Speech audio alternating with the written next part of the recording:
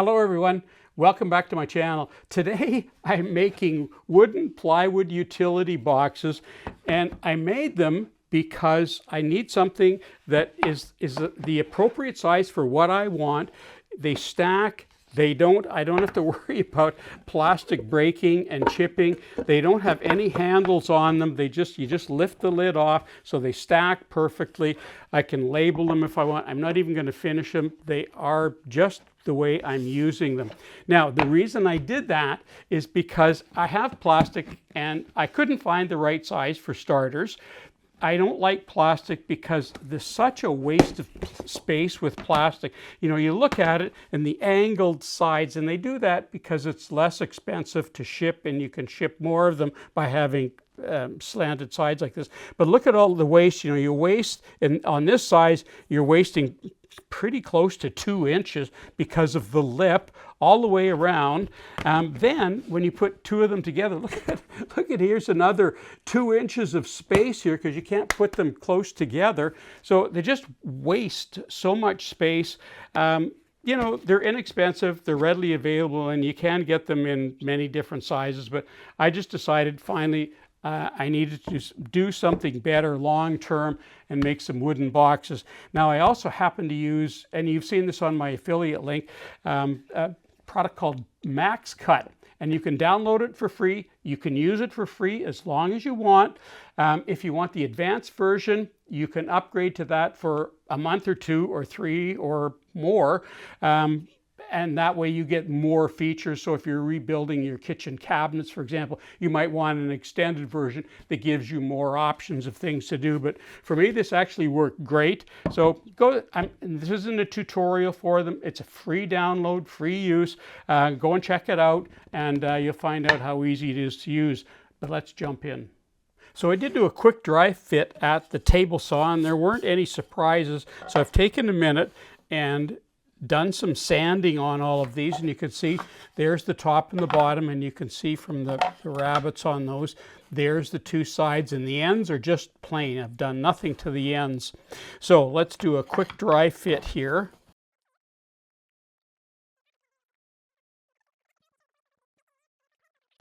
And the lid, you can leave the lid alone and just have it so that it comes off like that. What I'm going to do, and you'll see in a little bit here, I'm going to go to the table saw and I'm going to cut the top off, and I'm going to insert inside there on the inside of this lid a piece of wood like that, so that when it comes down it will slide inside of this part, so it'll sort of keep the lid from moving around on there without having to put hinges and things like that, because hinges can get in the way sometimes. Sometimes it's just as easy to be able to take the lid off something and put it back on. So the first thing I'm going to be doing is I'm going to be coating all of these edges, including the top and bottom of the sides, and all of these little rabbeted pieces in here. Then I'm going to let it sit for 15 to 20 minutes. Then I'm going to re-glue everything, and then I will do the assembly. In my case, I'm just going to use an air nailer. I've got very tiny little nails. They're 23 gauge. They look like little needles. You can hardly see them when they're in, but it's a substitute to clamping. If you don't have an air nailer, you can use, you know, regular clamps, bigger size clamps that will fit around it. Something more like this, you could use something like that. Or you could use elastic bands. Big elastic bands on there would work just fine.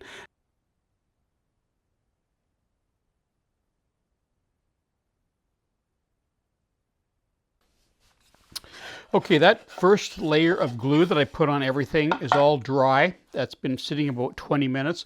Now I'm going to do the final glue up, and I'm going to use the air nailer instead of clamping.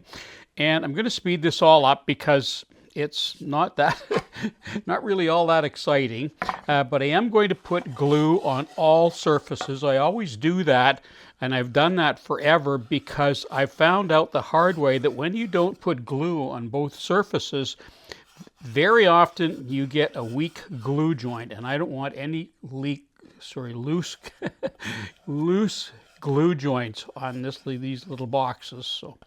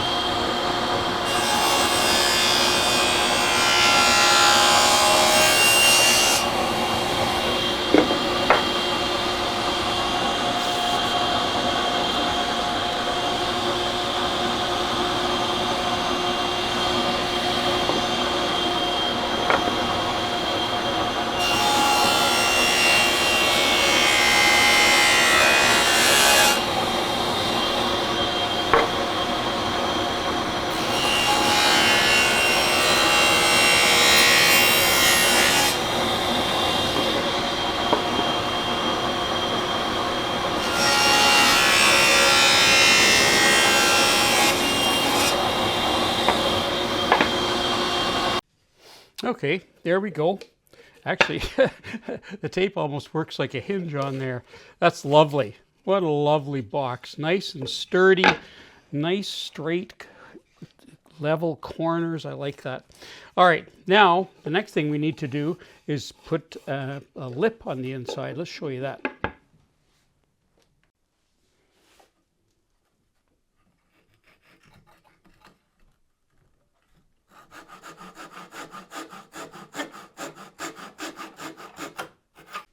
Okay, so there's the dry fit, and I just want to check my pins. Oh yeah, those will work just fine, nice and short.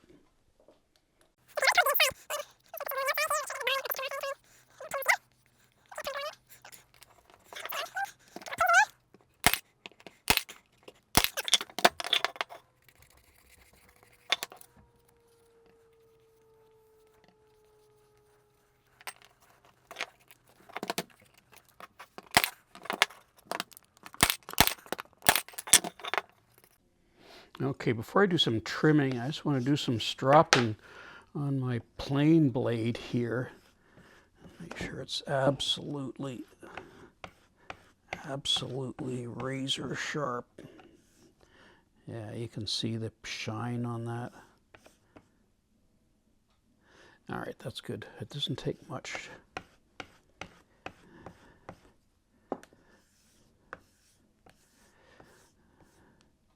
All right, I'm going to install that.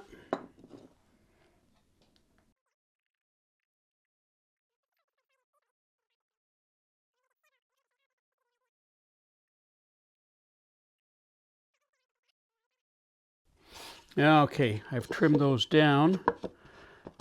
I want to see if that...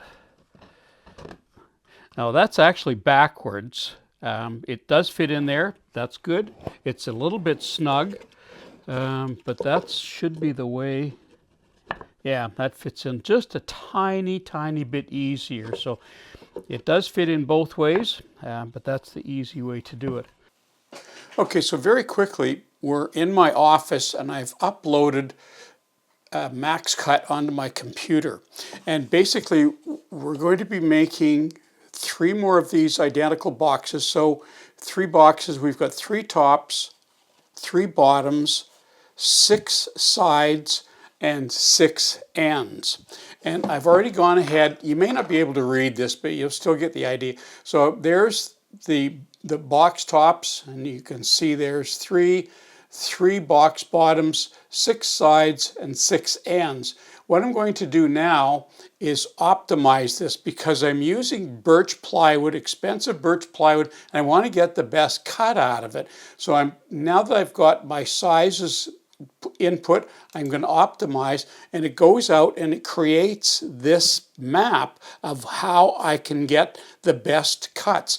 And right here, this is the waist. See that little area right there? That's the waist, and that's the waist. All this is good plywood here, and it's figured out where I can optimize my cuts. So what I'm going to do, I'm going to go back to the workshop, and this is the first cut that I'm going to make, and these are all 10 inches, so I can cut those off right away because that's a straight cut on my on my table saw. Then I'll have this part left over, and this will be the next cut, and you can see that those are 5 inches, so I make 1 5-inch cut, and then of course I'm going to have to cut the small pieces off, but that's all right. Then I will have 1 more cut here, and that will go across there, and those are all 5-inch pieces because those are the ends. And you can see that they're already marked. I'm not giving you a tutorial here, just giving you an overview. And then that remain the waist. This is all good wood. If I want to make more boxes later on, I can take the dimensions of this. You can see that I'm working with 48 inches here and 60 inches here, but I can remeasure this and put this plywood back in here and do another optimization if I want to make more of these little boxes. Okay, I'm back down in my workshop again. So there, I don't know if you can see it, but there's the cut that I'm using, and I'm going to take off, as I've said, this top cut here. Now, my little workshop, I can't cut a full sheet of plywood. I have to do something else. Plus, it's not very safe. So what I'm going to do is I'm all set up here. I've got some styrofoam underneath here. I've got this clamp down. I've measured it, and I'm cutting this just a little bit proud, not even a 1/4 of an inch proud, about 3/16 proud. And I'll be able to take this over to my table saw, cut it exactly, and then I'll move on to making the next cuts, and you'll see that as we go along here. So I've already set the depth of my circular saw here. Everything's ready to go.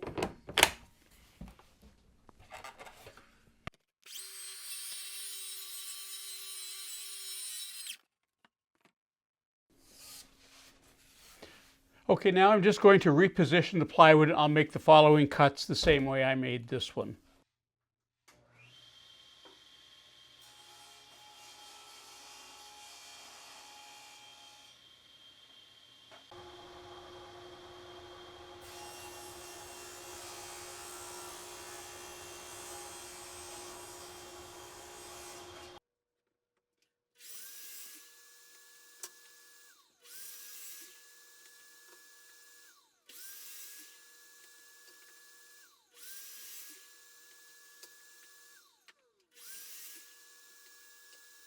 Okay, there's all my pieces.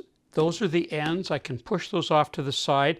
And here I have my sides and my tops and bottoms. And what I need to do is I'm going to use my table saw and cut some rabbets in both the sides, both the ends of the sides, and in the top and bottom all the way down. But so that I don't get mixed up, because I've got lots of parts here, I'm going to mark them, and I'm actually using my new gauge that I had.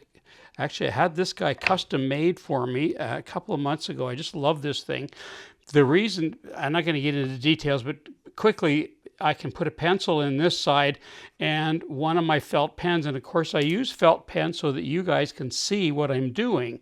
But also sometimes with different woods, it's a darker mark is better. So all I'm doing in this side, I'm just going to use the gauge just to mark so that I don't get mixed up, and I make the rabbets on the right side.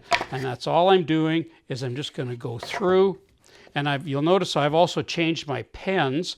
I was finding that the Milwaukee pens, when I left the cap off of them, which I do with some frequency, they dry out quicker. So I'm actually trying out a whole new pen. I'll show you what that is after I've done some testing with it in a few more weeks. And all of these are going to get marked. So I'm just going to go ahead. I'll actually do one bottom so that you'll see. So on the bottoms, I'm actually doing all 4 sides. And all this is doing is just showing me where the rabbets need to be put in. And that's all that's for. So I'm just going to carry on, and then we'll start cutting these guys. Okay, I have my tenon jig, and I'm going to start cutting the rabbets here. And because this is where I left off with the prototype, the next thing you see after this video, after this clip, will be the finished boxes, because otherwise it's just a bunch of duplication.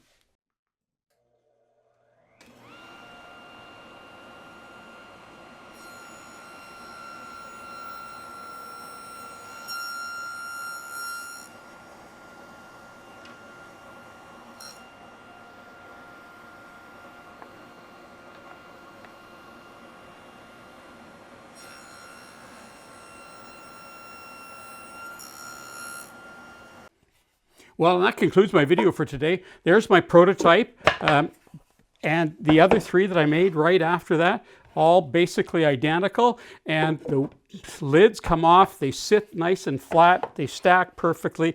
I'm just really happy with them.